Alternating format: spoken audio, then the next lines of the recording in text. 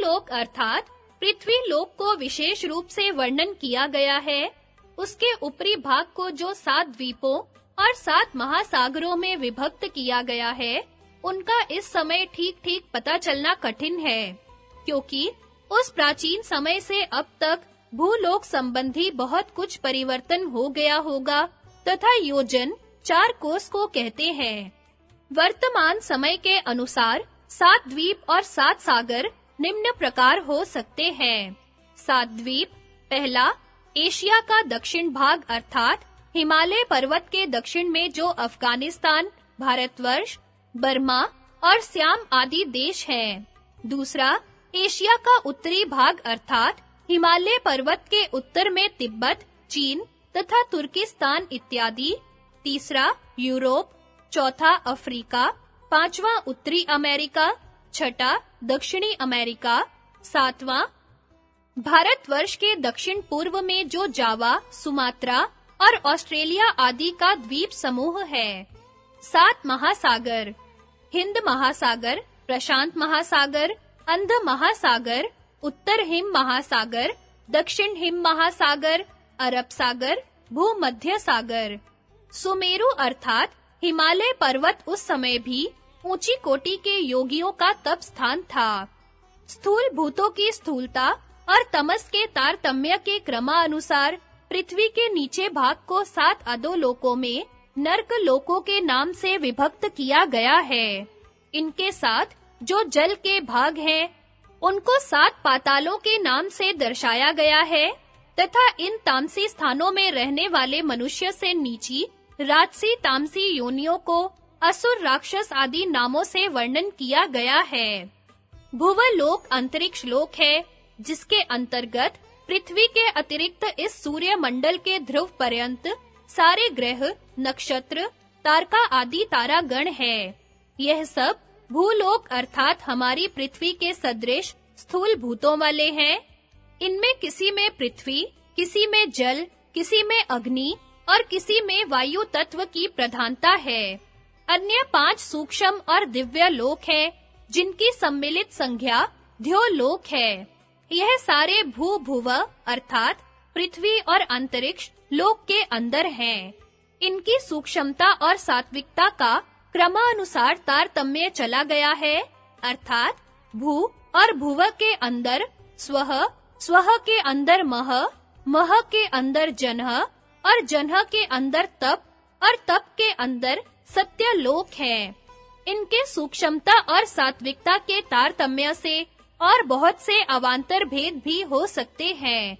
इनमें से स्वः, मह, स्वर्ग लोक और जनः तप और सत्य लोक ब्रह्म लोक कहलाते हैं। इनमें वे योगी स्थूल शरीर को छोड़ने के पश्चात निवास करते हैं, जो वितर्कानुगत भूमि की परिपक्व अवस्था, विचारानुगत भूमि तथा आनंदानुगत और अस्मितानुगत भूमि की आरंभिक अवस्थाओं में संतुष्ट हो गए हैं और जिन्होंने विवेक ख्याति द्वारा सारे कलेशों को दग्ध बीज करके असंप्रज्ञात समाधि द्वारा स्वरूपावस्थिति के लिए यत्न नहीं किया है। आनंदानुगत और अस्मितानुगत भूमि की परिपक्व अवस्था वाले उच्चतर और उच्चतम कोटि के विदेह और प्रकृति लय योगी सूक्ष्म शरीरों, सूक्ष्म इंद्रियों और सूक्ष्म विषयों को अतिक्रमण कर गए हैं। सूर्य के भौतिक स्वरूप में संयम द्वारा योगी को भूलोक अर्थात पृथ्वी लोक और भुवलोक अर्थात अंतरिक्ष लोक के अंतर्गत सारे स्थूल लोकों का सामान्य ज्ञान प्राप्त होता है और इसी संयम में पृथ्वी का आलंबन करके अथवा केवल पृथ्वी के आलंबन सहित संयम द्वारा पृथ्वी के ऊपर के द्वीपों, सागरों, पर्वतों आदि तथा उसके अधोलोकों का विशेष ज्ञान प्राप्त होता है। ध्यान की अधिक सूक्ष्म अवस्था में इसी उपर्युक्त संयम के सूक्ष्म हो जाने पर अथवा सूर्य के अध्यात्म सूक्ष्म स्वरूप में संयम द्वारा सूक्ष्म लोकों अर्थात स्वः, मह, जनः, तप और सत्य लोक का ज्ञान प्राप्त होता है। वाचस्पति मिश्र ने सूर्य द्वार को सुषुम्ना नाड़ी मानकर सुषुम्ना नाड़ी में संयम करके भुवन विन्यास के ज्ञान को संपादन करना बतलाया है। वास्तव में कुंडलिनी जागृत होने पर सुषुम्ना नाड़ी में जब सारे स्थूल प्राण आदि प्रवेश कर जाते हैं, तभी इसी प्रकार के अनुभव होते हैं। उस समय संयम की भी आवश्यकता नहीं रहती, किंतु जिधर वृत्ति जाती है अथवा जिसका पहले से ही संकल्प कर लिया है, उसी का साक्षात्कार होने लगता है। संगति अन्य भौतिक प्रकाश को संयम का विषय बनाकर भिन्न-भिन्न सिद्धियां कहते हैं। चंद्रे तारा व्यूह ज्ञानम शब्दार्थ चंद्रे बराबर चंद्रमा में, तारा व्यूह ज्ञानम बराबर ताराओं के व्यूह का ज्ञान होता है। अन्व्यार्थ चंद्रमा में संयम करने से ताराओं के व्यूह का ज्ञान होता है। व्याख्या ताराओं की स्थिति का अर्थात अमुक तारा अमुक स्थान पर है, इसका यथावत ज्ञान चंद्रमा में संयम करने से होता है। पृथ्वी एक दिन में प्राय 2-2 घंटों में एक-एक राशि के हिसाब से 12 राशियों को एक बार देखा करती है और एक-एक राशि में एक-एक मास तक निवास करती हुई 12 राशियों का चक्कर 12 मासों में अर्थात एक वर्ष में करती है। परंतु चंद्रमा चूंकि अपने चंद्रमास से एक बार पृथ्वी के चारों ओर घूमता है, अर्थात एक चंद्रमास में 12 राशियों में एक बार घूम लेता है, इसलिए एक वर्ष में चंद्र 12 राशियों में 12 बार घूमेगा। ज्योतिष का यह सिद्धांत है कि जितने ग्रह हैं, उन सब में चंद्र एक राशि पर सबसे कम समय तक रहता है। इस हिसाब से प्रत्येक तारा व्यूह राशि की आकर्षण विकर्षण शक्ति के साथ चंद्र का अति घनिष्ठ संबंध है। अतः उस आकर्षण विकर्षण शक्ति के आलंबन से युक्त तारा व्यूह के ज्ञान में चंद्र की सहायता ली जा सकती है। ध्रुवे तद गति ज्ञानम शब्दार्थ ध्रुवे बराबर ध्रुव में संयम करने से, तद गति ज्ञानम बराबर उनकी गति का ज्ञान होता है। अन्व्यार्थ ध्रुव में संयम करने से ताराओं की गति का ज्ञान होता है। व्याख्या ध्रुव सब ताराओं में प्रधान और निश्चल है, इसलिए उसमें संयम करने से प्रत्येक तारा की गति का ज्ञान नियत काल और नियत देश सहित हो जाता है। अर्थात इतने समय में यह तारा अमुक राशि अमुक नक्षत्र में जाएगा। टिप्पणी कई टीकाकारों ने ध्रुव से सुषुम्ना नाड़ी अर्थ लिया है, जो मेरुदंड में मूल धारा से लेकर सहस्त्रदल तक चली गई है। व्यास भाष्य में इतना और है, उधर्व विमानों में संयम करने से उनका ज्ञान होता है।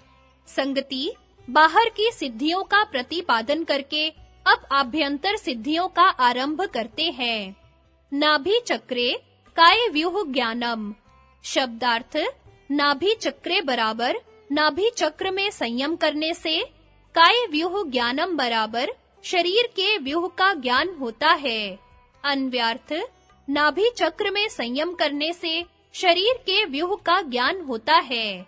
व्याख्या 16 अरों वाला नाभि चक्र शरीर के मध्य में है और सब ओर फैली हुई नाड़ियों आदि का विशेष स्थान है।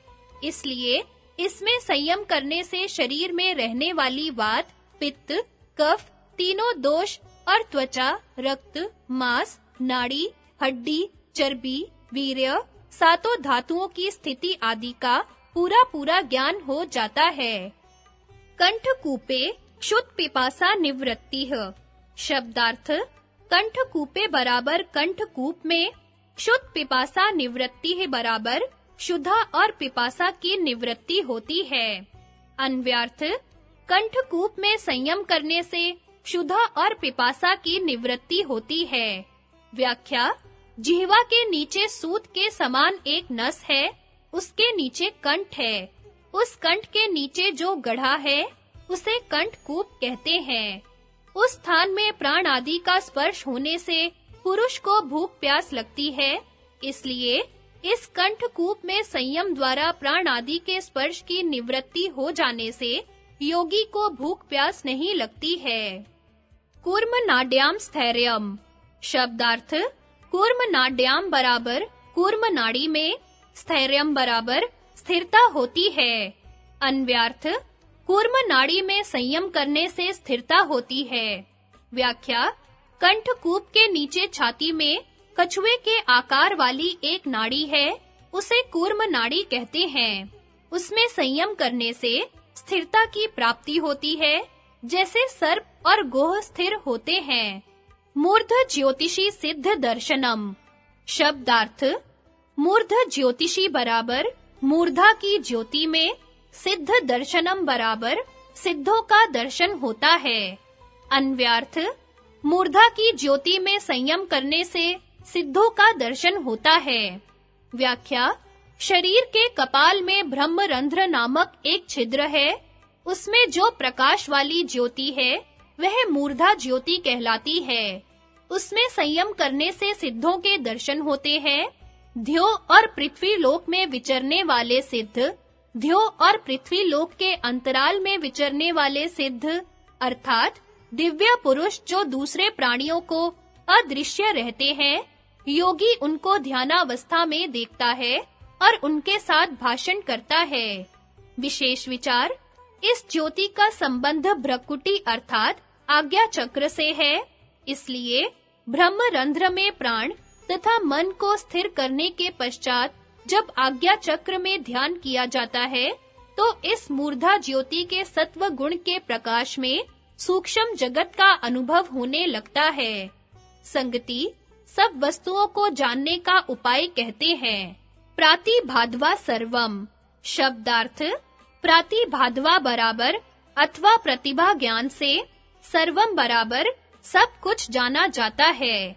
अन्वयार्थ: अथवा प्रातिभ ज्ञान से योगी सब कुछ जान लेता है।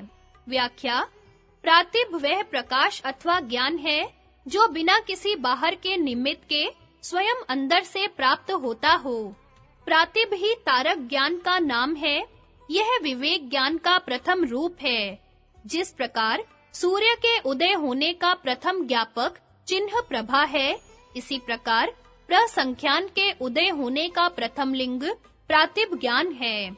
जैसे सूर्य की प्रभा के उत्पन्न होने पर सब कुछ जाना जा सकता है, इसी प्रकार प्रातिभ ज्ञान की उत्पत्ति होने पर योगी बिना संयम के ही सब कुछ जान लेते हैं। वह शब्द इस अभिप्राय से लगाया गया है कि इससे पूर्व जो संयम कहा गया है, उससे जिन विषयों का ज्ञान होता है, यह सब प्रातिभ ज्ञान से ही हो जाता है। हृदय चित्त संवित्त। शब्दार्थ: हृदय बराबर हृदय में, चित्त संवित बराबर चित्त का ज्ञान होता है। अन्वयार्थ: हृदय में संयम करने से चित्त का ज्ञान होता है। व्याख्या: हृदय कमल चित्त का निवास स्थान है। उसमें संयम करने से वृत्ति सहित चित्त का साक्षात्कार होता है। टिप्पणी: हृदय शरीर में विशेष स्थान है। उसमें सूक्ष्म कमलाकार, जिसका मुख नीचे को है, उसके अंदर अंतःकरण चित्त का स्थान है। उसमें जिस योगी ने संयम किया है, उसको अपने और दूसरे के चित्त का ज्ञान उत्पन्न होता है। अपने चित्त में प्रविष्ट सब वासनाओं और दूसरे के चित्त में प्रविष्ट राग आदि को जान लेता है।